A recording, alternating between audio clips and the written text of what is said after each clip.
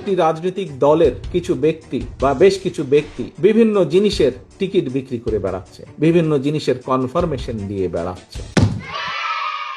আমরা ধানের শীষে ভোট দিলে আমরা জান্নাত পাবো, এটা আমরা বলতে পারি। সেই প্রেসিডেন্ট জিয়া সালে তারেক রহমান, তার নাম উচ্চারণ করতে হলে উজু করে করবেন। শহীদ রাষ্ট্রপতি জিয়া রহমানের নাম নিলে প্রতিদিন ব্যস্ত নিশ্চিত। বেগম খালেদা জিয়া যার নাম উচ্চারণ করলে মুখটা পবিত্র হয়ে যায়। জিয়া হাতে করা দল তাদের শীষে ভোট দিলে আপনারা অবশ্যই জান্নাতুল ফেরদৌস আশা করতে পারেন।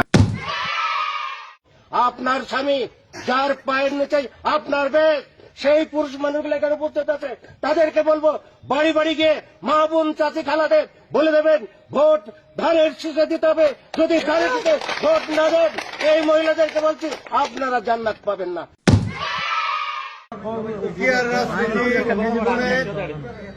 আমি মক্কা মনে করি সাধারণ তুদুলির এই বাড়িটাকে।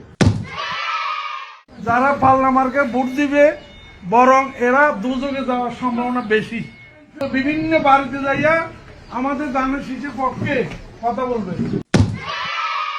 নেতা এই হযরত ওমর রাদিয়াল্লাহু আনহু চার খলিফার এক খলিফা, আমার নেতা শহীদ প্রেসিডেন্ট জিয়া রহমান চার খলিফার মতো একজন, আমার নেতা তারেক রহমান, হযরত আলী রাদিয়াল্লাহু আনহু, আমার নেতা মা ফাতেমা বেগম খালেদা জিয়া। আমরা মদিনা ইসলামের চর্চা করি, আমরা মদিনা ইসলামে বিশ্বাস করি। শরিয়া আইনের ব্যাপারে ওটাও বলেছে কিন্তু যে আমরা শরিয়া আইনে বিশ্বাস করি না।